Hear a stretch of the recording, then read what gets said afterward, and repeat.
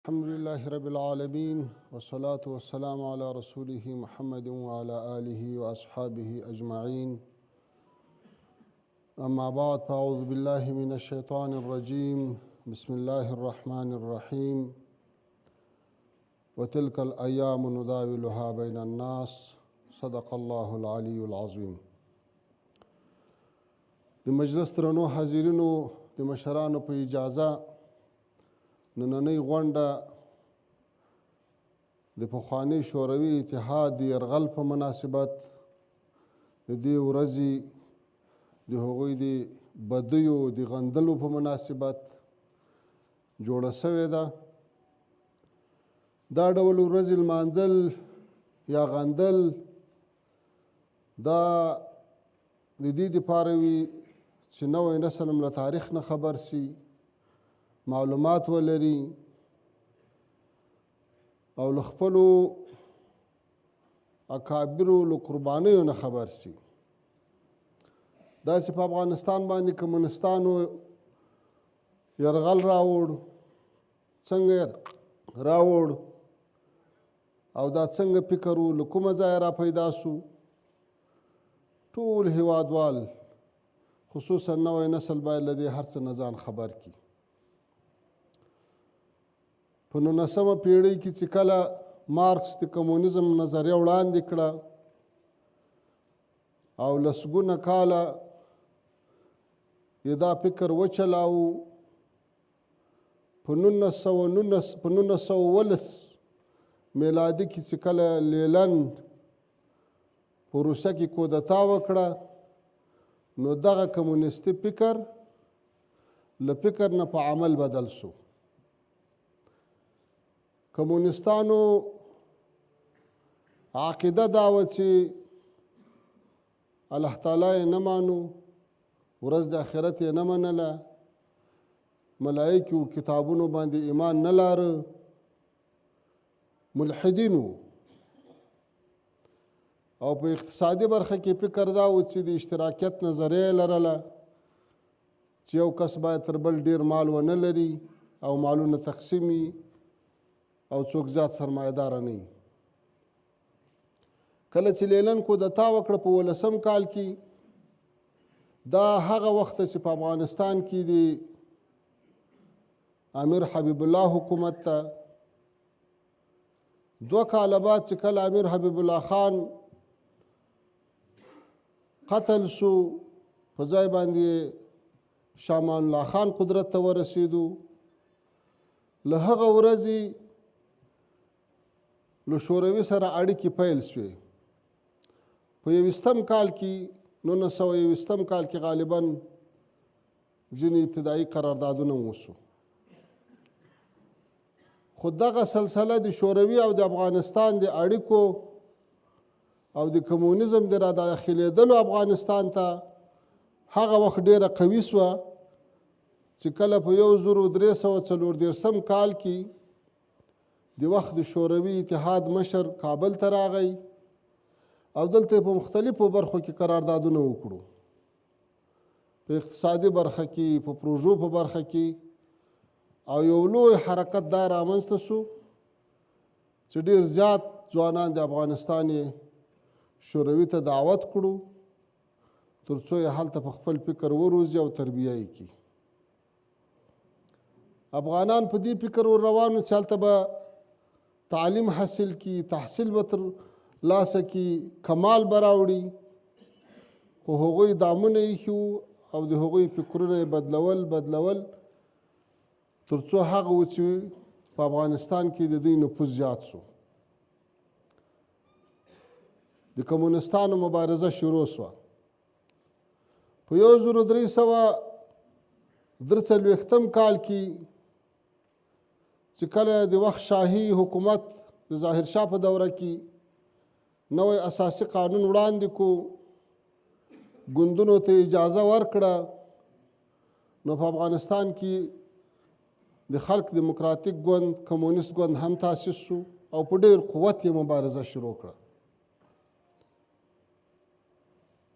دې مبارزې دوام پیدا کو، مجلې شروع کړې، په پوهنتونونو په مکاتبو کې ځای ونیو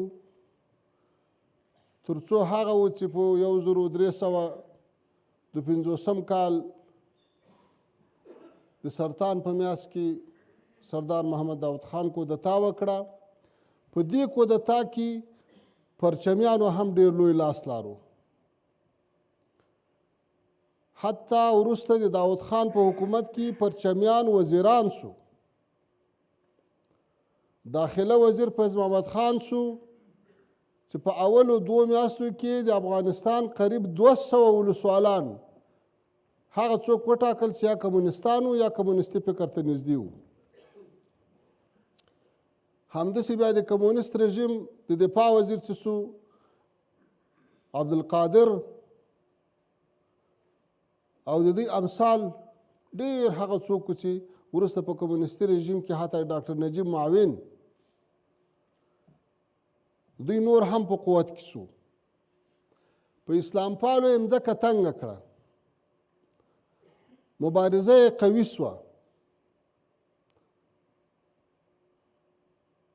په داسې حال کې چې وروسته خپله سردار داود خان ځینې وډار سو او ورسره په ټکر کې سو.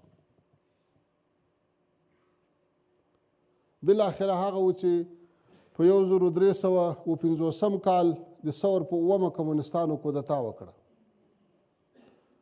کمونستانو چې کودتا وکړه علما، سپینګیري، پوهان، استادان د پوهنتونونو د مکاتبو مخور د قومونو د دې په نیولو په شهادت رسولو یې شروع وکړه. لږ وخت نه و تېر سوی چې د خلقیانو او پرچمیانو په مابینځ کې سخت اختلاف پیدا سو. د پرچمیانو مشري ببرک کارمل کوله. اکثره پرچمیان وتښتېدل، حتی ځینو یې دلته په کابل کې د شوروي سفارت ته پناه وروړه.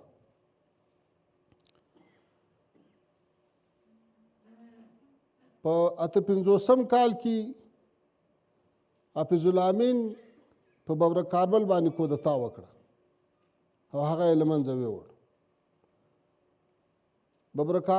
حافظ الامین 3 میاشتې شاوخوا یا څه باندې 3 میاشتې حکومت وکړو، څو هغه و چې د 1358 کال د جدې په 6مه هغه پرچمیان د ببرک کارمل په مسیرې چې په شوروي کې اوسېدل د شوروي ځواکونو په ملګرتیا رالو په افغانستان یې یرغل وکړو، افغانستان یې اشغال کړو.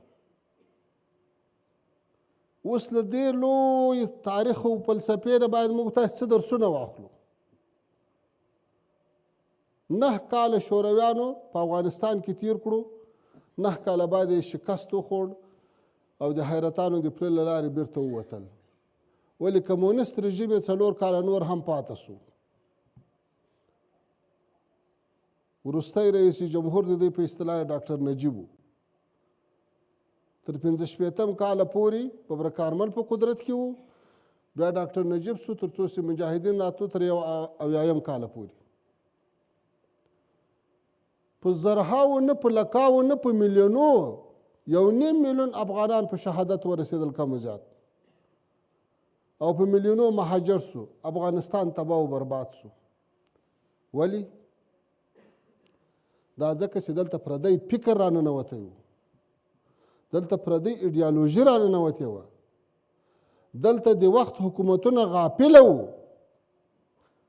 د جهادي تنظیمو یو مشر الله دې پرې ورحمیږي مولوي محمد نبی محمدي صاحب د حرکت انقلاب اسلامي امیر، هغه په یو مجلس کې ویل وایي زه ارګ کې ظاهرشاه ته ورغلم، ورته ویې ویل دا کمونستان خطرناک دي، دا ملت اور ته اچوي.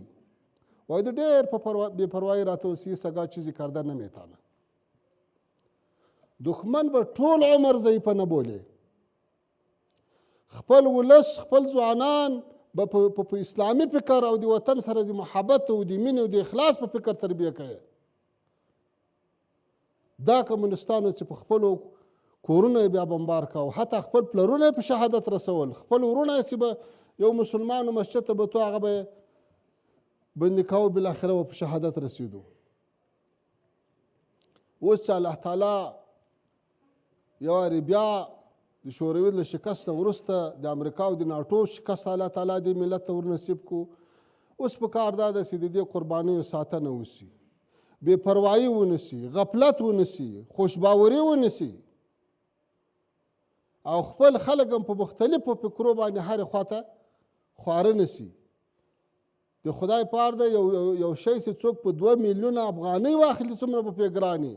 موږ تاسې دا نظام په 2 میلیونه انسانانو په ککریو په نتیجه کې لاسته راغلی ده.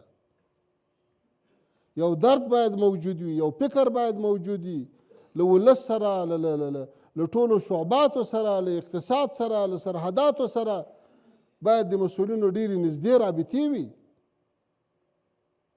دښمنان اوس هم په کمین کې دي، د ډېرو زړونه غواړي چې بیا افغانستان ته قدم را وړاندې کړي، خو الحمدلله چې د دنیا حالت هغه حالت ته ورسېدو چا چې یو وارې په افغانستان کې شکست خوړلی، هغه که شوروي و نن روسیه ځینې جوړه ده، هغه که د برطانیې کبیر و نن یوازې برطانیه ځینې جوړه ده، همداسې به امریکا هم نوره په امریکا کې محصوره وي.